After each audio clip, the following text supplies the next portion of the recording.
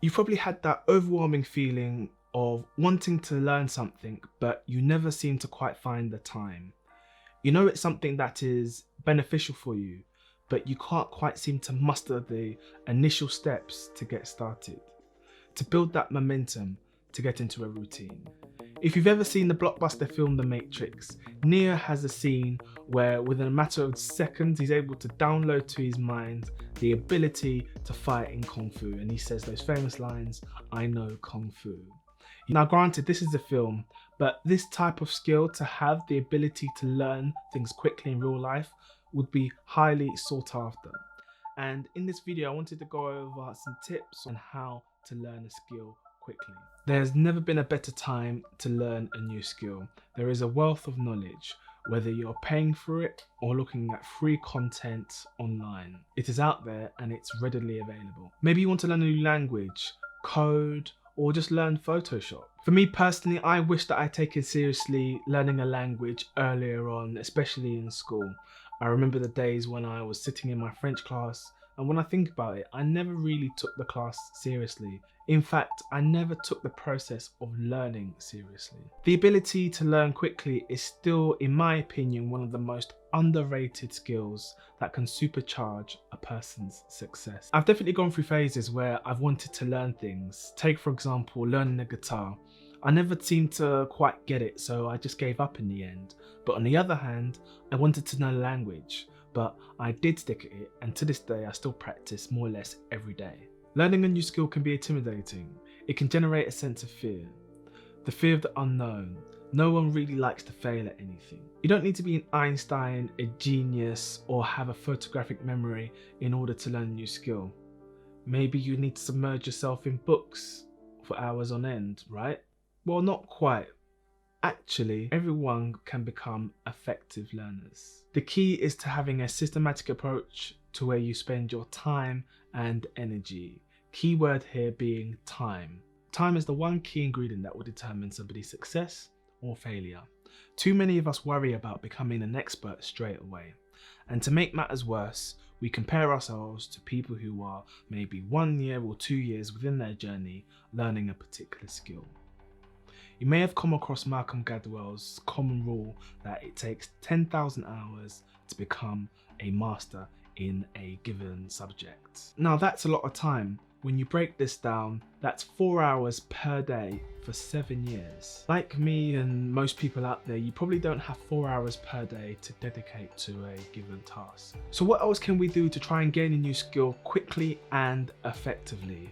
And that's when I came across Josh Kaufman's book, The First 20 Hours. He focuses his book on something called rapid skill acquisition. His theory is that we can learn most skills with 20 hours practice. Skill acquisition is about covering the basics as opposed to transforming you into an expert. So one of his key principles is to highlight a particular skill level. In my personal experience, I wanted to learn Spanish.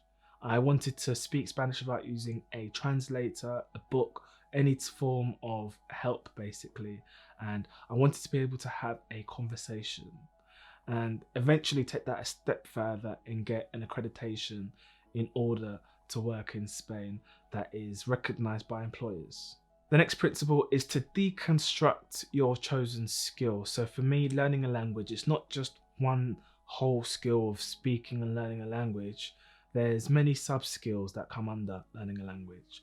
Grammar, listening, writing. These all encompass the one skill of learning a language. The next principle is to get some feedback.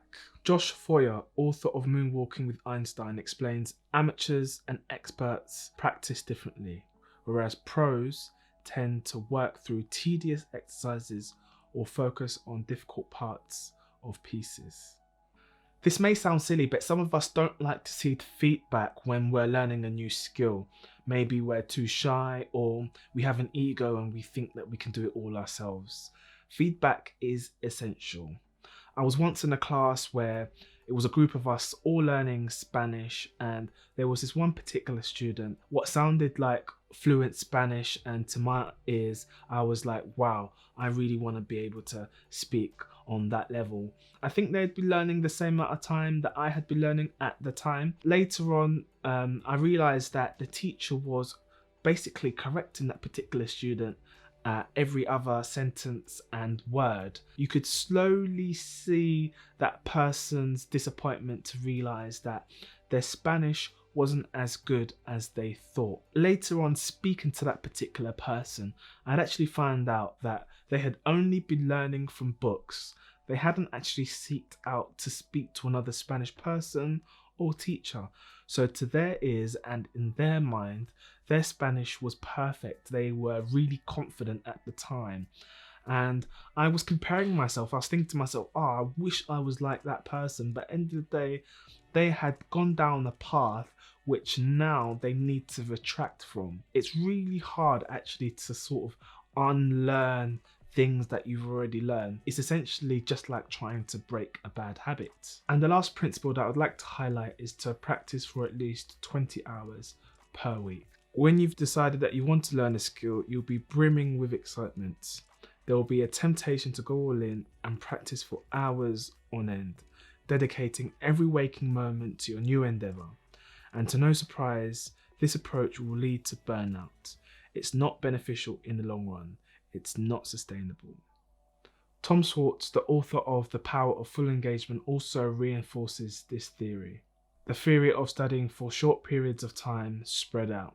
He states that the optimal learning cycle is approximately 90 minutes of focused concentration at any given time, and it is entirely doable for most people.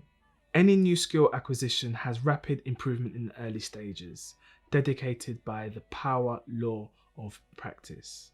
The principles outlined by Josh aim to utilize the curve so its full potential by putting his principles in action. This also illustrates over time, your level of acquisition will level out over time. Any new skill acquisition has a rapid improvement in the early stages. The principles outlined by Josh aim to utilize that curve to its full potential by putting his principles in action early so the level of competence can be reached quickly. This also illustrates over time how your level of skill acquisition will level out over time. I can relate to this when I was learning Spanish. At first, I felt like I was learning a lot of information and it was so quick. I felt like a sponge. I was able to memorize words quickly and efficiently. But over time, you find that you're not learning as much, but it's not because you're any less stupid. It's just because your rate of learning slows down. So you get to a point where you've done hours of consumption. The next logical step is to put what you've learned into practice. Practicing a skill results in much faster progress than reading or watching tutorials. As Daniel Coyle states in his book, The Talent Code, he states, "Our brains are evolved to learn by doing things, not by hearing about them. This is one of the reasons why a lot of skills is much better to spend 2/3 of your time testing yourself rather than absorbing it." So regardless of what you're learning, it's important to put your theory into practice. It's one thing learning from textbooks and in a controlled environment, and it's another thing putting yourself in real world situations where you have to think quickly and rapidly. So let's take Spanish for example. It's one thing learning in a controlled environment with a teacher who knows where you might be going wrong and tries to help you, as opposed to speaking in a real life environment to a stranger or a group environment. It's very much a different thing. So what can we take from this video?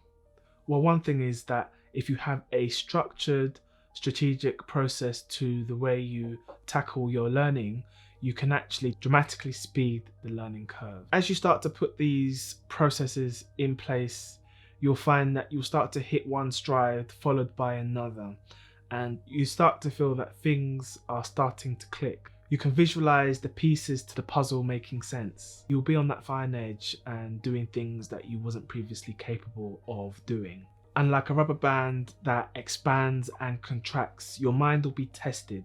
And when you've taken on that decision to master the basics, develop an understanding, a foundation, through practice and persistence, you would start to develop a type of super performance, soaking in all that information. For those wanting to learn a new skill, it can change the course of our lives. it can open the door up to new opportunities. All it takes is that commitment and a little bit of time. Well, that's it guys. Thank you very much for getting to the end of the video. If you liked it, please smash the like button. That really does help me out. And if you have any suggestions or want to show some support, I'll be really interested to hear from you guys in the comment section, and I'll be looking forward to seeing you guys in the next one. Bye bye.